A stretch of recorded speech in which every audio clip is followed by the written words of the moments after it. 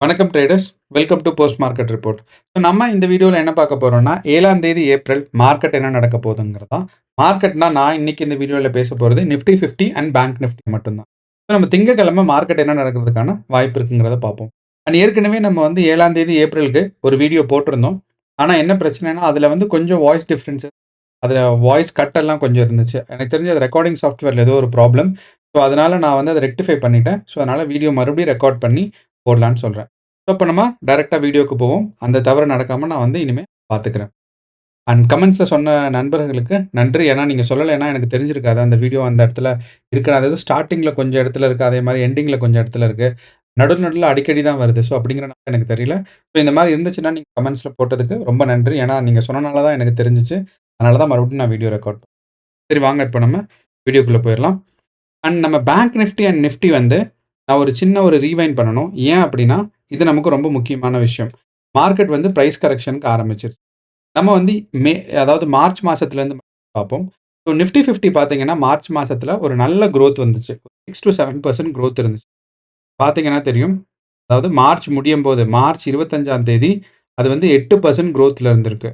அதே மாரி மார்ச் 4ஆம் தேதி பார்த்தீங்கன்னா, அதோட பிரைஸ் வந்து 21,900 அதாவது 22,000க்கு பக்கத்துல இருந்துட்டு, ஆனா மார்ச் மாசம் முடியும்போது ஹையஸ்ட் எங்க இருக்குன்னா, 23,800 ஸோ 22லருந்து 23 அதுக்கப்புறம் 23,800 வரைக்கும் போயிருக்கு. இது ஒரு ரொம்ப ரொம்ப நல்ல குரோத். அதாவது ஒரு நிஃப்டி 50 பொறுத்தளவு, அதுவும் ஒரே மாசத்துல மார்க்கெட் இவ்ளோ ரெக்கவரி ஆயிருக்குங்கிறது நல்ல குரோத். ஓகே. ஆனா மறுபடியும் பார்த்தீங்கன்னா, மார்க்கெட் வந்து இங்கருந்து டவுன்ஃபால் ஆயிட்டே இருந்துச்சு. அண்ட் ஏப்ரல் 1ஆம் தேதி நம்ம வந்து 23,200 அப்படிங்கிற ஒரு பொசிஷன்ல ஸ்டேபிள் ஆகும்னு நம்ம எதிர்பார்த்தோம். ஆனா அங்கிருந்து மார்க்கெட் என்ன ஆயிருச்சுன்னா, மறுபடியும் ஏன்னா இந்த ஒரு பிரைஸ் ரேஞ்ச் வந்து முக்கியமா இருந்துச்சு. நான் ஏற்கனவே இந்த பிரைஸ் ஒரு பாக்ஸ் மாரி போட்டு வச்சிருந்தேன். இந்த பாக்ஸ் போட்டு வச்சுட்டு நம்ம என்ன சொல்லியிருந்தோம்னா, மார்க்கெட் எப்ப வந்து இந்த பாக்ஸ பிரேக் அவுட் பண்ணுதோ, அப்போ வந்து மார்க்கெட்டுக்கு ஒரு நல்ல மூவ்மெண்ட் கிடைக்கும்னு. நான் என்ன சொல்லியிருந்தேன்னா, இந்த பாக்ஸ்ல இருந்து மார்க்கெட் மேல பிரேக் அவுட் பண்ணா மேலயும், கீழ பிரேக் அவுட் பண்ணா கீழயும். ஏன் இந்த பாக்ஸ் நான் போட்டேன்? ஏன் இந்த பாக்ஸ் இவ்ளோ முக்கியம்னா, அதாவது இந்த இந்த பாக்ஸ் வந்து நான் போட்டனால பிரைஸ் ஆக்ஷன்ஸ் அப்படி வேலை செய்யல. பிரைஸ் ஆக்ஷன வச்சு நம்ம சொல்லியிருக்கோம். இந்த பாக்ஸ நம்ம வந்து நமக்கு புதன்கிழமை 2ஆம் தேதி ஏப்ரல் அன்னைக்கு நம்ம மார்க்கெட்டோட மூவ்மெண்ட் கவனிச்சோம்னா, ஒரு கேப் அப் ஓப்பன் ஆச்சு. அதாவது இருந்த பிரைஸ்ல இருந்து ஸ்டார்ட்டிங் பிரைஸ் வந்து மேல பார்த்தீங்கன்னா, இங்க ஓப்பன் ஆச்சு. ஆனா மார்க்கெட் முடியும்போது மார்க்கெட் நமக்கு இவ்ளோ தூரம் வந்துச்சு. ஆனா ஓப்பனிங் வந்து கேப் அப்பா இருந்துச்சு. ஆனா அந்த கேப் கவரிங் வந்து உடனே நடந்துருச்சு. அந்த கேண்டில்லயே. அப்போ ஆனா இந்த மூவ்மெண்ட் வந்து நமக்கு ரொம்ப ரொம்ப முக்கியமானது. இது ரொம்ப ஸ்டேபிளான மூவ்மெண்ட். இங்க ஆரம்பிச்சு இங்க போயிருக்கு. அப்பன்னா இந்த பிரைஸ்ல இருந்து எல்லாரும் என்ன நெனச்சிருக்காங்க, மார்க்கெட் இங்கிருந்து கீழ போகாதுன்னு நெனச்சிருக்காங்க 1. அதுக்கப்புறம் இங்கிருந்து மார்க்கெட் மேல போகவும், இந்த பிரைஸ்ல எல்லாரும் என்ன நெனைக்கிறாங்க, மார்க்கெட் இத தாண்டி போகாதுன்னு. யோசிச்சு பாருங்க. ஒரு 6 மணி நேரம், 7 மணி நேரம் இருக்கிற மார்க்கெட்ல, இவ்வளவு தூரம் தான் மார்க்கெட் பிரைஸ் மூவ்மெண்ட்டே நடந்திருக்கு. நிஃப்டி 50. அதாவது நிஃப்டி 50ல வந்து மொத்தமே 110, 114 பாயிண்ட் தான் மூவ்மெண்ட்ஸ் நடந்திருக்கு. அதாவது நிஃப்டி 50ல வந்து ஒரு நாளைக்கு ட்ரேடிங் செஷனே மினிமம் வந்து 3 குரோர்ஸ், 4 குரோர்ஸ்க்கு நடக்கும். ஸோ மினிமம் அதாவது இது வந்து 1 டேக்கான ஒரு ட்ரேடிங் செஷனுக்கான டிரான்சாக்ஷன் 4, 5 குரோர்ஸ்க்கு நடக்கும். அண்ட் அதாவது அது வந்து மினிமம். மேக்ஸிமம்லாம் போச்சுன்னா வந்து ரொம்ப ரொம்ப அதிகமாக போகும். 13,000 கோடி, 14,000 கோடி. ஏன்னா எஃப்ஐஐஸ், டிஐஐஸ் மட்டுமே செல்லிங் அண்ட் பையிங் பார்த்தீங்கன்னா, செல்லிங் ஒரு 10,000 கோடிக்கு இருக்கும். திருப்பி பையிங் ஒரு 10,000 கோடிக்கு இருக்கும். ஸோ அந்த மாரி அவங்க மட்டுமே ஒரு 40,000 கோடி கவர் பண்ணிருவாங்க. ஸோ அப்படிங்கிறனால ஒரு 50,000 கோடி 50,000 கோடி இல்லன்னா 60,000 கோடி நடக்கக்கூடிய மார்க்கெட்ல, நமக்கு ஒரு 100 பாயிண்ட்ஸ் தான் மூவ்மெண்ட் இருக்கு அப்படின்னா, இது ரொம்ப ரொம்ப ஒரு முக்கியமான சைக்காலஜி நம்ம அண்டர்ஸ்டாண்ட் பண்றதுக்கு. அப்போ இந்த இடத்துல ஒரு ஸ்ட்ராங்கான ரெசிஸ்டன்ஸ், இந்த இடத்துல ஒரு ஸ்ட்ராங்கான சப்போர்ட் இருக்குன்னு அர்த்தம். இதே தான் வந்து புதன்கிழமையிலேருந்து அடுத்து நம்ம வியாழக்கிழமை எக்ஸ்பைரி டே அன்னைக்கும் நடந்துச்சு. அதே பொசிஷன்ஸ்குள்ள தான் மார்க்கெட் இருந்துச்சு. வெள்ளிக்கிழமை நம்ம என்ன நெனச்சு எக்ஸ்பெக்ட் பண்ணிட்டு இருந்தோம்னா, மார்க்கெட் மேல போறதுக்கான சான்சஸ் இருக்கு. ஆனா என்ன ஆயிருச்சு, வெள்ளிக்கிழமை கேப் டவுன் ஃபார்ம் பண்ணி மார்க்கெட் டவுன்ஃபால் ஆச்சு. இந்த Cape Town and down falling நம்ம எதிர்பார்த்தது தான். ஏன்னா, யுஎஸ் மார்க்கெட்ல நம்ம வெள்ளிக்கிழமை அனாலிசிஸ்ல போட்டிருந்தோம் வீடியோ. என்னன்னா, யுஎஸ் மார்க்கெட்ல வந்து நமக்கு வந்து செல்லர்ஸ் வந்து ரொம்ப ஸ்ட்ராங்கா இருந்தாங்க. ஸோ இந்த ஒரு காரணத்தினால நம்ம இந்தியன் மார்க்கெட்டும் டவுன்ஃபால் ஆறதுக்கான வாய்ப்பு இருக்கு. அப்படிங்கிறது தான் நம்ம நிஃப்டி 50ல போட்டிருந்தோம். ஓகே. அப்போ நிஃப்டி 50 வந்து இந்த 23,600ங்கிறது தான் ஒரு ஸ்ட்ராங்கான ரெசிஸ்டன்ஸா இருந்துச்சு. அங்கிருந்து பிரேக் டவுன் ஆகி 22,300க்கு வந்துச்சு. ஓகே. 22,600லேருந்து பிரேக் டவுன் ஆகி 23,300. ஸோ இது 2மே வந்து ஃபர்ஸ்ட் இதுதான் வந்து ஸ்ட்ராங்கான அங்கருந்து மார்க்கெட் இங்க டவுன்ஃபால் ஆச்சு. அங்கருந்து பார்த்தீங்கன்னா 22,900 அதாவது 23,000க்கு வந்துருச்சு மார்க்கெட். இப்போ இருந்து மார்க்கெட் 23,800ல இருந்து நீங்க பார்த்தீங்கன்னா, மார்க்கெட் 23,000க்கு வந்துருச்சு. 800 பாயிண்ட்ஸ் வந்து ஒரு 1 வாரம், 2 வாரத்துல மார்க்கெட் டவுன்ஃபால் ஆயிருக்கு. ஓகே. இந்த பாயிண்ட்ல இருந்து ரெக்கவரி ஆகுமா? ரெக்கவரி ஆகாதா? இதுதான் ஒரு முக்கியமான இந்த கேள்விய நமக்கு பதில் சொல்றதுக்கு, நமக்கு முக்கியமா பார்க்க வேண்டியது என்னன்னா, பிரைஸ் ஆக்ஷன். ஏற்கனவே பிரைஸ் ஆக்ஷன் பார்த்துருக்கோம். இங்க என்னன்னா, நமக்கு இந்தியன் மார்க்கெட்ல பிரைஸ் டவுன் ஆயிட்டே போகுது. அண்ட் வெள்ளிக்கிழமையோட மார்க்கெட் கம்பேர் பண்ணும்போது, செல்லர்ஸ் ரொம்ப ஸ்ட்ராங்கா இருக்காங்க. இது ஓகே நிஃப்டி 50ல மட்டும் தானா அப்படின்னு கேட்டீங்கன்னா, ஆமாம். நிஃப்டி 50ல தான் செல்லர்ஸ் ஸ்ட்ராங்கா இருக்காங்க. ஆனா, நம்ம பேங்க் நிஃப்டில பார்த்தீங்கன்னா, நமக்கு வந்து வெள்ளிக்கிழமை என்ன நடந்திருக்கு அப்படின்னா, செல்லர்ஸ் வந்து ஸ்ட்ராங்காக ட்ரை பண்ணியிருக்காங்க. ஆனா, மார்க்கெட் அவ்வளோ தூரம் டவுன்ஃபால் ஆகல. ஃபார் எக்ஸாம்பிள் நம்ம வந்து வெள்ளிக்கிழமையோட மார்க்கெட் 9:15 இருந்து ஓப்பனிங் பிரைஸ் பார்த்தீங்கன்னா, அங்க இதோட குளோசிங் பிரைஸ் இங்க. 0.3% அதாவது ஒரு 5% 1/2% தான் மார்க்கெட் டவுன்ஃபால் ஆயிருக்கு. ஓகே. இதே இது நம்ம வந்து நிஃப்டில பார்த்தோம் அப்படின்னா, நமக்கு நமக்கு வந்து ஆல்மோஸ்ட் 1.5% அதாவது 1.5% மார்க்கெட் வந்து கீழ விழுந்திருக்கு. ஸோ இந்த ஒரு காரணங்கள்னால நிஃப்டி 50ல தான் செல்லர்ஸ் ரொம்ப ஸ்ட்ராங்கா இருக்காங்க. எனக்கு தெரிஞ்சு பேங்க் நிஃப்டில செல்லர்ஸ் ஸ்ட்ராங்கா இல்ல. பையர்ஸும், செல்லர்ஸும் ஈக்குவல் பொசிஷன்ல தான் பேங்க் நிஃப்டில இருக்காங்க. ஓகே. அண்ட் நம்ம பிரைஸ் ஆக்ஷன்ஸ வச்சு நம்ம நிஃப்டி 50 சொல்றதுக்கு முன்னாடி, ஆ நம்ம வந்து பேங்க் நிஃப்டில பார்த்தோம்னா, பேங்க் நிஃப்டில அதே மாரி நம்மளோட மார்ச் 18ஆம் தேதியிலேருந்து மார்க்கெட் மேல போயி ஸ்டேபிள் ஆயிருச்சு. பேங்க் நிஃப்டில என்ன பிரைஸ் சொல்லியிருந்தோம் அப்புட்ன்னா, பேங்க் நிஃப்டில என்ன பிரைஸ் வந்து ரொம்ப முக்கியமான ஸ்டேபிள் பிரைஸ்னா 51,600. அதே மாரி நமக்கு வந்து நிஃப்டி 50ல வந்து 23,600. இந்த 600ங்கிறது எப்படி மாட்டுச்சுன்னு தெரியல. ஆனா இந்த 21 சாரி 20 நிஃப்டி 50ல வந்து பார்த்தீங்கன்னா 23,600 23,600ம் நமக்கு பேங்க் நிஃப்டில பார்த்தீங்கன்னா 51,600ம் தான் ஒரு ஸ்ட்ராங்கான ரெசிஸ்டன்ஸ் பாயிண்ட்ஸா இருந்துச்சு. ஓகே. அங்கிருந்து நமக்கு வந்து மார்ச் கடைசி வாரங்கள்லயும், ஏப்ரல் 1ஆம் தேதியிலேருந்து மார்க்கெட் டவுன்ஃபால் ஆயி, என்ன ஆயிடுச்சுன்னா, மறுபடியும் இந்த 51,600ங்கிற ரேஞ்சில போய் மார்க்கெட் நின்றுச்சு. ஸோ அப்படிங்கிறனால, நம்ம பேங்க் நிஃப்டி செல்லர்ஸோட கண்ட்ரோல்ல கம்ப்ளீட்டா இல்ல. ஒரு நாள் அதாவது ஒரு 2, 3 நாள் இருந்துச்சு. அதுக்கப்புறம் மறுபடியும் மார்க்கெட் வந்து 51,600ங்கிற பொசிஷனுக்கு போயிருச்சு. ஓகே. 1. 2வது முக்கியமான விஷயம் என்னன்னா, நம்மளோட பேங்க் நிஃப்டி பார்த்தீங்கன்னா, கோல்டன் கிராஸ்ல இருக்கு. இந்த கோல்டன் கிராஸ் வந்து வெள்ளிக்கிழமை நம்ம ஏன் அப்படின்னா, இந்த கோல்டன் கிராஸ் என்ன இந்த கோல்டன் கிராஸ் என்ன சொல்லுதுன்னா, ஒரு லாங் டெர்ம் பெர்ஸ்பெக்டிவா மார்க்கெட் வந்து மேல போறதுக்கான வாய்ப்பு இருக்கு அப்படிங்கிறத நம்ம வந்து பேங்க் நிஃப்டி இப்போ பேங்க் நிஃப்டி வந்து மார்க்கெட் வந்து புல்லிஷ் மார்க்கெட்டா இருக்கிறதுக்கு நெறைய வாய்ப்பு இருக்கு. அதே சமயம் நம்ம நிஃப்டி 50ல வந்து மார்க்கெட் இன்னும் பார்த்தீங்கன்னா, டெத் கிராஸ்ல தான் இருக்கு. இந்த டெத் கிராஸ்னா என்னன்னா, நம்மளோட 50 சிம்பிள் மூவிங் ஆவரேஜும், 200 சிம்பிள் மூவிங் ஆவரேஜும் கீழ கிராஸ் ஆனா, 50 வந்து 200 கீழ கிராஸ் பண்ணுச்சுன்னா, கீழ வந்து கிராஸ் ஆச்சுன்னா, அதுக்கு பேரு டெத் கிராஸ்ன்னு பேரு. ஏன் டெத் கிராஸ்ன்னு சொல்றாங்கன்னா, மார்க்கெட் ஒரு லாங் டெர்ம் பெர்ஸ்பெக்டிவ்ல கீழ போயிட்டு இருக்குன்னு அர்த்தம். அதாவது பியரிஷ் மூவ்மெண்ட் அப்படிங்கிறத ஒரு நமக்கு ஃபினான்ஷியல் இல்லன்னா ட்ரேடிங் இதுல நம்ம என்ன சொல்லுவோம்னா, டெர்மினாலஜில மார்க்கெட் வந்து டெத் கிராஸ் ஆயிருக்குன்னா, பியரிஷ் மூவ்மெண்ட்டா இருக்கு அப்படிங்கிறத அண்ட் ஏன் இந்த 50 அண்ட் 200 ரொம்ப முக்கியம் அப்படின்னா, 50 அண்ட் 200 கேண்டில்ஸ் வந்து ஒரு ஒரு ஆல்மோஸ்ட் லைக் 15 மினிட்ஸ் கேண்டில் வச்சிருக்கோம் அப்படின்னா, நமக்கு வந்து ஒரு 50யே வந்து ஆல்மோஸ்ட் ஒரு 3 நாள கவர் பண்ணும். அண்ட் 200 பார்த்தீங்கன்னா, ஒரு 1 1/2 வாரத்த கவர் பண்ணும். அதாவது ஒரு 8 ட்ரேடிங் செஷன் கவர் பண்ணும். அப்ப இந்த 8 ட்ரேடிங் செஷன்ஸ கவர் பண்ணும்போது, நமக்கு ஒரு பெரிய பிக்சர் கிடைக்கும். Overall picture. மார்க்கெட் எந்த பக்கம் ட்ரெண்ட் இருக்குங்கிறது. ஓகே. இப்போ வந்து நம்ம நிஃப்டி 50 அண்ட் பேங்க் நிஃப்டி வந்து எந்த பக்கம் மூவ்மெண்ட்ஸ் இருக்கு, பிரைஸ் ஆக்ஷன்ஸ் எப்படி இருக்கு, முக்கியமான பிரைஸ்ல இருக்குங்கிறத பார்த்துட்டோம். இப்போ முக்கியமான விஷயம், திங்கட்கிழமை என்னப்பா நடக்கும்? அதான ஒரு பெரிய கேள்வி. அதுக்கு நம்ம பார்க்க போறதுக்கு, ஃபர்ஸ்ட் வந்து நம்ம மார்க்கெட் சைக்காலஜி அண்டர்ஸ்டாண்ட். செகண்ட் வந்து, இன்னைக்கு நம்ம என்ன பார்க்கலாம் அப்படின்னா, நம்மளோட யுஎஸ் மார்க்கெட் என்ன நடந்திருக்குங்கிறத பார்ப்போம். ஏன்னா, யுஎஸ் மார்க்கெட் நம்ம ஏற்கனவே சொல்லியிருந்தோம். வியாழக்கிழமை வந்து கேப் டவுன் ஆயி, செல்லர்ஸ் டவுன்ஃபால் ஆச்சு. ஓகே. 1. அதே மாரி திருப்பியும் வெள்ளிக்கிழமை பார்த்தீங்கன்னா, ஒரு பயங்கர டவுன்ஃபால். ஸோ, அப்போ இந்த வியாழக்கிழமை ஏற்கனவே வந்து ஒரு 3% கீழ விழுந்துருச்சு. அடுத்து வியாழன்லேருந்து வெள்ளிக்கு பார்த்தீங்கன்னா, ஓப்பனிங் பிரைஸ் ஓப்பனிங் கேப் டவுனே வந்து பார்த்தீங்கன்னா, ஆல்மோஸ்ட் லைக் 2% கேப் டவுன். முடிஞ்சப்போ பார்த்தீங்கன்னா 5%. இந்த வியாழன், வெள்ளி இந்த 2 நாள வச்சு நமக்கு பார்த்தோம்னா, நிஃப் அதாவது நம்ம S&P 500 எவ்வளோ கீழ விழுந்திருக்கு அப்படின்னு பார்த்தீங்கன்னா, 10%. 10% 2 நாள்ல யுஎஸ் மார்க்கெட் விழுறங்கிறது பயங்கரமான லாஸ் ஆன மூமெண்ட். ஸோ இதுக்கெல்லாம் முக்கியம் யாருன்னு பார்த்தீங்கன்னா, நம்ம தலைவர் ட்ரம்ப் தான். ஏன்னா, அவர் வந்து ஒரு எடுத்தோம், கவுத்தோம்ன்னு சொல்லி பயங்கரமான மூவ்மெண்ட் எடுத்துட்டு இருக்காரு. அவருக்கு பெரிய லாஸஸ் வரப்போறதில்ல. ஏன்னா ஏன்னா அவருக்கு ஏற்கனவே ஒரு ஸ்டேபிள் பிசினஸ் இருக்கு.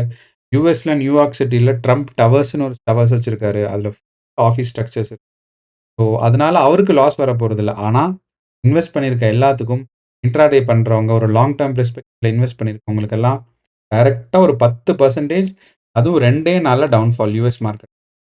ஸோ அத வந்து அப்போ நம்ம இதிலருந்து புரிஞ்சுக்க வேண்டியது என்னன்னா, யுஎஸ் மார்க்கெட் வந்து அதாவது ஃபர்ஸ்ட் நாள் வியாழக்கிழமை எண்டுல நம்ம என்ன சொல்லியிருந்தோம்னா, செல்லர்ஸ் கண்ட்ரோல்ல இருக்காங்கன்னு. இப்போ நமக்கு என்ன தெரியுதுன்னா, 100% செல்லர்ஸ் கண்ட்ரோல்ல இருக்காங்க. ஒரு பெரிய பியரிஷ் மூவ்மெண்ட் யுஎஸ் மார்க்கெட்ல நடந்துட்டு இருக்குன்னு அர்த்தம். இது S&P 500ல. யூசுவலா S&P 500 எப்படி இருக்கோ, அதே மாரி தான் நாஸ்டாக்கும் இருக்கும். அதே மாரி தான் டவ் ஜோன்ஸும் இருக்கும். அப்படியே காப்பி பேஸ்ட் பண்ண மாரி இருக்கும். ஒரு சின்ன வித்தியாசத்தோட. இருந்தாலுமே நாஸ்டாக்கோட ஒரே நாள்ல எவ்வளோ லாஸ் ஆயிருந்துச்சு வியாழக்கிழமை அப்படின்னு நீங்க பார்த்தீங்கன்னா, 5%ம் அண்ட் நம்மளோட வெள்ளிக்கிழமை எண்டுல பார்த்தீங்கன்னா, 11% அதாவது 10% ஆவரேஜா. ஓகே. நம்ம டவ் ஜோன்ஸ்ல எவ்வளோ பெர்சென்ட் லாஸ் ஆயிருந்திருக்கு அப்படிங்கிறத பார்த்தோம்னா, ஆல்மோஸ்ட் லைக் 9.3 10%. நம்ம இப்போ முக்கியமான ஸ்டாக்ஸ் இருக்குல்ல. ஸோ நம்ம வந்து இப்போ 3 பாப்புலர் இண்டெக்ஸஸ் யுஎஸ் மார்க்கெட்ல பார்த்தாச்சு. பேரிஷா தான் இருக்கு. அப்படின்னா செல்லர்ஸ் கண்ட்ரோல்ல இருக்காங்க. அப்போ நம்ம இந்தியன் மார்க்கெட்லயும் செல்லர்ஸ் கண்ட்ரோல்ல இருக்கிறதுக்கு ரொம்ப ரொம்ப வாய்ப்புகள் அதிகம். ஏன்னா நம்மளோட எஃப்ஐஐஸ் அண்ட் டிஐஐஸ் வந்து யுஎஸ் மார்க்கெட்ட பயங்கரமா ஃபாலோ பண்ணுவாங்க. அவங்க வந்து பிளைண்டா ஃபாலோ பண்றது. அந்த யுஎஸ் மார்க்கெட்டோட சைக்காலஜி தான் குளோபல் சைக்காலஜிய நிர்ணயம் பண்ணுதுங்கிறனால, அவங்க அத ஃபாலோ பண்ணி தான் ஆகணும். அது முக்கியமான அது வந்து நமக்கு ஒரு லாபம் தான். மார்க்கெட் வந்து நமக்கு முன்னாடியே சொல்லிக் குடுத்துருது. குளோபல் எக்கானமி இப்படி போகுதுன்னு. ஓகே. யுஎஸ் மார்க்கெட்ல இருக்க பாப்புலரான ஸ்டாக்ஸ் வந்து 1 டெஸ்லா. டெஸ்லா என்ன ஆயிருக்கு? அதே மாரி 2 நாள்ல எவ்வளோ டவுன்ஃபால் ஆயிருக்குன்னு இன்னைக்கு ஆல்மோஸ்ட் 15%. ஓகே. அடுத்து வந்து நம்ம இந்த சிப்ஸ் எல்லாம் அதாவது ப்ராசஸர்ஸ் எல்லாம் ஃபாலோ பண்ணி புரொடியூஸ் பண்றவங்க NVIDIA. NVIDIA ஒரு 15% டவுன்ஃபால் ஆயிருக்கு. டெஸ்லா ஒரு 10%, NVIDIA ஒரு 15%. அது மட்டும் இந்த 2 நாள்ல நான் சொல்றேன். ஓகே. இது வந்து வியாழன்ல மட்டுமே 15% டவுன்ஃபால் ஆயிருக்குன்னு நெனைக்கிறேன். வியாழக்கிழமையில இருந்து மட்டுமே NVIDIA வந்து இல்ல. வியாழன், வெள்ளி 2 நாளும் சேர்த்து. நம்ம Google பார்த்தீங்கன்னா, அவ்வளோ டவுன்ஃபால் ஆகல. ஒரு 7% டவுன்ஃபால் ஆயிருக்கு. கொஞ்சம் கம்பேரட்டிவா Google வந்து பெட்டரா பெர்ஃபார்ம் பண்ணி ஓகே. அடுத்து வந்து என்னோட Facebookஓட பேரண்ட் கம்பெனியான மெட்டா 2 நாளுமே சூப்பரான டவுன்ஃபால் 13% அண்ட் நம்ம முக்கியமானவங்க ஆப்பிள். ஆப்பிள் பார்த்தீங்கன்னா, அவங்களும் 18% டவுன்ஃபால் ஆயிருந்திருக்கு. முக்கியமான ஸ்டாக்ஸ் எல்லாம் டவுன்ஃபால் ஆயிருக்கு. ஆனா, இத நம்ம அப்படியே எடுத்து மாத்தி போட்டோம்னா, நம்மளோட கோல்டு பார்த்தீங்கன்னா, அவ்வளோ தூரம் டவுன்ஃபால் ஆகலை. யூசுவலா கமாடிட்டி ட்ரேடிங் பண்றவங்களுக்கு தெரியும்.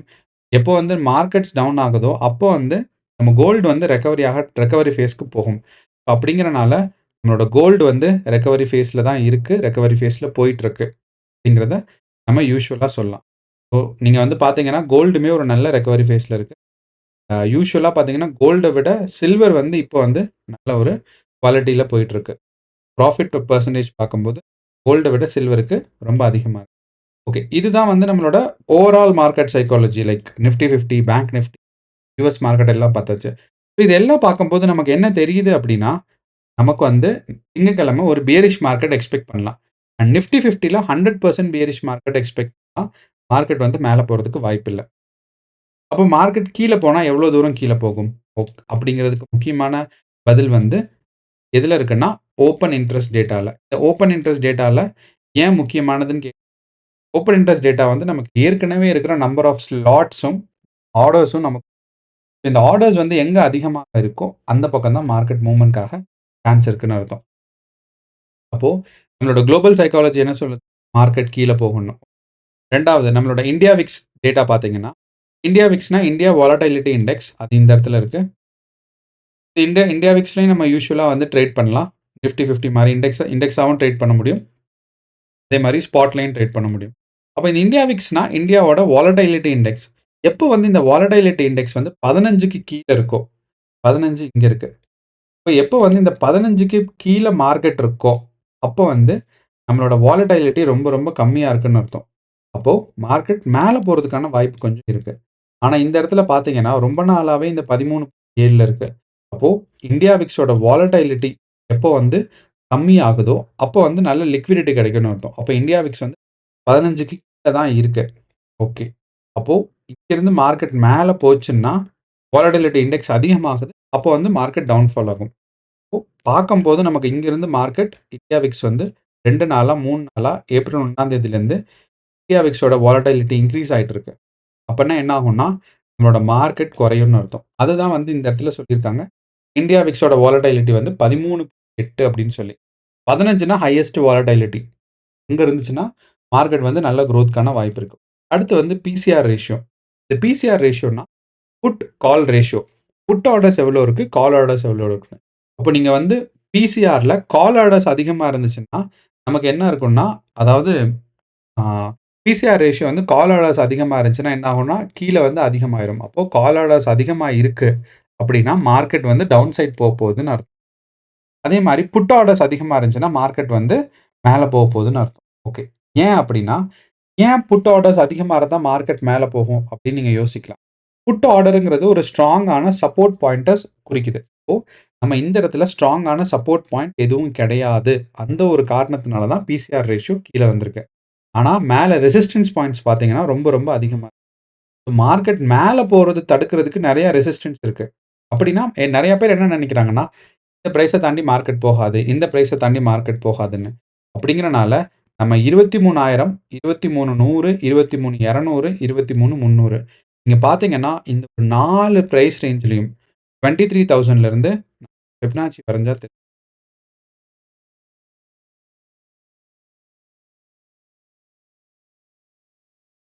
ஸோ 23,000ல இருந்து நம்ம வந்து ஒரு ஃபிபனாச்சி வரைவோம். 23,000ல இருந்து நிஃப்டி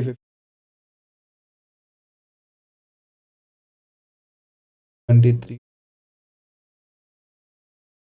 அப்புறம் இந்த ஃபிபனாச்சி சீரிஸ்ன்னு சொல்லி ஒண்ணு இருக்கு. இது என்ன சொல்லும்னா, மார்க்கெட்டோட எந்தெந்த பிரைஸ் லெவல்ஸ் இருக்குங்கிறத மேத்தமேட்டிக்கலா கால்குலேட் அப்போ நமக்கு இங்கிருந்து மார்க்கெட் பார்த்தோம்னா 23ல இருந்து மார்க்கெட் வந்து நான் 23,500 வரைக்கும் ஃபிபனாச்சி வச்சிருக்கேன்.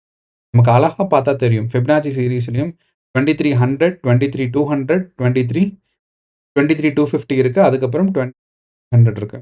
ஸோ ஒவ்வொரு 50 பாயிண்ட்டுக்கும் இந்த ஃபிபனாச்சி சீரிஸ் அழகா வந்து நம்மளோட ரெசிஸ்டன்ஸ் அண்ட் சப்போர்ட்டா குடுத்துருக்காங்க. அப்போ இந்த ரேஞ்ச்ல தான் நாளைக்கு வந்து மார்க்கெட் மூவ் ஆகும் மேல போனா.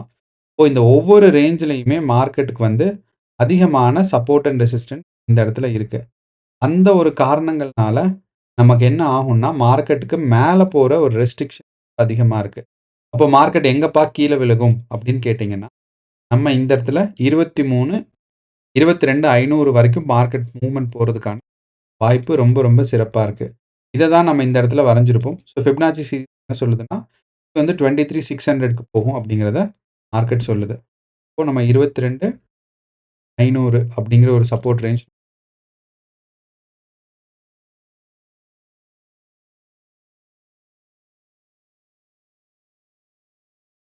23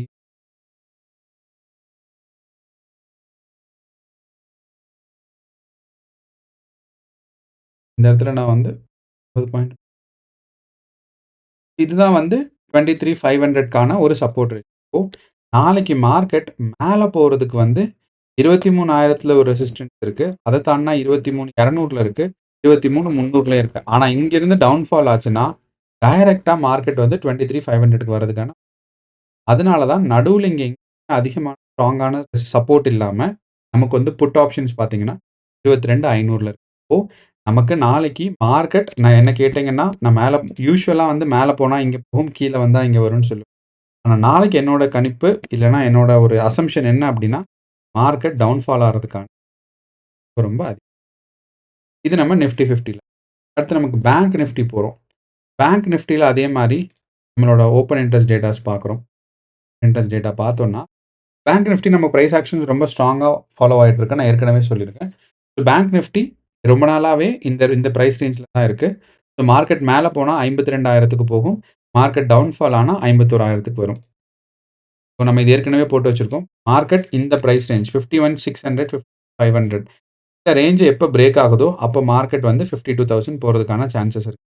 பேங்க் நிஃப்டியோட பிரைஸ் ஆக்ஷன்ஸ் கொஞ்சம் ஸ்ட்ராங்காக இருக்கிறனால க்ரோத்க்கான சான்சஸ் கொஞ்சம் அதிகமாக. குளோபல் சைக்காலஜி மார்க்கெட்டை கீழே புல் பண்ணுறதுக்கு ரெடியாக இருக்குது ஒன்று.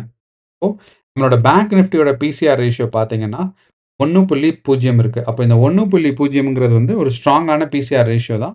அப்போ மார்க்கெட் க்ரோத்துக்கான வாய்ப்பு இந்த இடத்துல கொஞ்சம் அதிகமாக இருக்கு. அண்ட் நான் வந்து ஓப்பன் இன்ட்ரெஸ்ட் டேட்டாவை நான் என்ன பண்ணியிருக்கேன் அப்படின்னா, யூசுவலாக பார்த்தீங்கன்னா 1 மாதம் தான் வச்சுருப்பேன். இப்போ வந்து வாலட்டிலிட்டி கொஞ்சம் டிஃப்ரெண்ட்டாக இருக்கிறனால நான் வந்து பேங்க் நிஃப்டியில் 2 மாத டேட்டாவும் கணக்கு பார்க்குறேன். அதே மாதிரி நம்மளோட நிஃப்டி 50ல பார்த்தீங்கன்னா, யூசுவலாக 1 வாரத்தோட எக்ஸ்பைரி டேட்டா தான் வச்சுருப்பேன். ஆனால் அது மட்டும் இல்லாமல் கடந்த அடுத்து வர 3 எக்ஸ்பைரி டேட்டாவையும் நான் பார்த்து தான் ஒரு இது சொல்கிறேன். அப்படிங்கிறனால அக்யூரசி வந்து கொஞ்சம் முன்னேறதுக்கான வாய்ப்பு இருக்குது. ஸோ அப்போது நம்ம பேங்க் நிஃப்டி மேலே போகிறதுக்கான வாய்ப்புகள் கொஞ்சம் அதிகம். பேங்க் நிஃப்டியில் அதாவது 52,000 52,200 வரைக்கும் போகிறதுக்கான வாய்ப்பு கொஞ்சம் அதிகமாக இருக்குது பேங்க் நிஃப்டி. அதே சமயம் நமக்கு வந்து நிஃப்டி 50ல பார்த்தீங்கன்னா, மார்க்கெட் வந்து இருக்கிற பிரைஸ் அதாவது 22,900லேருந்து 22,500 டவுன்ஃபால் ஆகிறதுக்கான வாய்ப்புகள் ரொம்ப ரொம்ப சிறப்பாக இருக்குது. நம்ம குளோபல் எக்கானமியோட சைக்காலஜியுமே பார்த்தீங்கன்னா பியரிஷாக தான் இருக்குது. அப்படி அந்த ஒரு காரணங்கள்னால நம்ம வந்து பியரிஷ் மூவ்மெண்ட் எக்ஸ்பெக்ட் பண்ணோம். நீங்கள் ஒரு ரீட்டைல் ட்ரேடராக இருந்தீங்கன்னா கண்டிப்பாக மார்க்கெட்டில் மேலே போனால் மட்டும் பை பண்ணாதீங்க. கீழே வந்தாலும் செல் பண்ணுங்கள். மார்க்கெட்டில் வந்து எந்த பக்கம் மூவ்மெண்ட் நடந்தாலும் நீங்கள் ஒரு இன்ட்ராடே ட்ரேடராக இருக்கீங்க, இல்லை ஸ்விங் ட்ரேடராக இருக்கீங்க, இந்த மாதிரி ஒரு ஷார்ட் டேர்ம் ட்ரேடராக நீங்கள் இருக்கீங்கன்னா கண்டிப்பாக மார்க்கெட் எந்த டைரெக்ஷனில் போனாலும் நீங்கள் கவலைப்பட தேவையில்லை. உங்களோட என்ட்ரி பாயிண்ட் பெர்ஃபெக்டாக இருக்கணும். அதே மாதிரி உங்களோட எக்ஸிட் பாயிண்ட் வந்து லாஸ் மேனேஜ் பண்ணுற எக்ஸிட் பாயிண்ட்டாக இருக்கணும். ஸ்ட்ராட்டஜியில் டிசிப்ளினாக இருந்து மேலே போனால் லாங் பொசிஷன் எடுங்க, கீழே வந்தால் ஷார்ட் பொசிஷன் எடுங்க. ஏன்னா ஒரு ஸ்டடி சொல்லுது என்னன்னா, நம்ம இந்தியன் மார்க்கெட்டில் ரீட்டைலர்ஸ் தான் அதிகமான, அதாவது நீங்கள் ஜீரோதாவோ எந்த புரோக்கர் சைட் ஓப்பன் பண்ணீங்கனாலும் தெரியும். 9ல் அதாவது 10 பேர் இன்ட்ராடே ட்ரேட் பண்ணுறாங்கன்னா அதில் 9 பேர் லாஸில் இருக்காங்கன்னு சொல்லுவாங்க. இந்த 9 பேரில் 8 பேர் வந்து ஸ்மால் இன்வெஸ்டர்ஸ், அதுவும் இல்லாமல் ரீட்டைல் இன்வெஸ்டர்ஸ். முக்கியமான காரணங்கள் இதில் என்ன சொல்கிறாங்க அப்படின்னா, இந்த 8 பேருமே மார்க்கெட்டில் வந்து லாங் பொசிஷன் போனால் மட்டும்தான் அவங்க வந்து ப்ராஃபிட் பார்க்குறாங்க. ஷார்ட் பொசிஷன் அதாவது மார்க்கெட் கீழே விழுந்துச்சுன்னா அவங்க வந்து கீழே போகிற மார்க்கெட்டில் என்ன பண்ணணும் அப்படிங்கிறத ஆனால் நல்லா ஞாபகம் வச்சுக்கோங்க, மார்க்கெட் மேலே போனாலும் நீங்கள் ப்ராஃபிட் பார்க்கலாம், கீழே வந்தாலும் ப்ராஃபிட் பார்க்கலாம். அதே மாதிரி ப்ராஃபிட் அதிகப்படுத்துறதுக்கு நிறையா பேர் வந்து ஆப்ஷன்ஸ் போகிறாங்க. கரெக்ட் தான். ஸோ ஆப்ஷன்ஸ்லையும் அதே மாதிரி கால் ஆப்ஷன் பையும் பண்ணலாம், கால் ஆப்ஷன் செல்லும் பண்ணலாம். உங்கள்கிட்ட வந்து கேபிட்டல் அதிகமாக இருந்துச்சுன்னா நம்ம தலைவர்னா பிஆர் சுந்தர் மாதிரி வந்து கால் ஆப்ஷன் செல் கூட பண்ணலாம். ஸோ பையரா செல்லராங்கிறத பொறுத்தும் உங்களோட ப்ராஃபிட் அண்ட் லாஸஸ் வந்து மாறுறதுக்கான சான்சஸ். கேர்ஃபுல்லாக ட்ரேட் பண்ணுங்கள். ட்ரேடிங் வந்து ஒரு நல்ல விஷயம் தான். ஆனால் நீங்கள் கேர்ஃபுல்லாக ட்ரேட் பண்ணீங்க, ப்ராப்பரான ஸ்ட்ராட்டஜி யூஸ் பண்ணீங்கன்னா ஈஸியாக ப்ராஃபிட் பார்க்க முடியும். அண்ட் முக்கியமான விஷயம், ப்ராஃபிட் பார்க்குறத விட இம்பார்ட்டண்ட்டான ஸ்ட்ராட்டஜி கிடையாது, லாஸ் மினிமம் முக்கியமான. இதை ஞாபகம் வச்சுக்கோங்க. எங்களுக்கான ஆல் தி பெஸ்ட். கிழமை உங்களுக்கு ஏதாவது எப்படி ட்ரேடிங் செஷன் போச்சுங்கிறத வீடியோவில் கமெண்ட் பண்ணுங்கள். அண்ட் அடுத்த வீடியோலேருந்து நான் வந்து இந்த வாய்ஸ் லேக் எதுவும் இருக்காமல் நான் பார்த்துக்கிறேன்.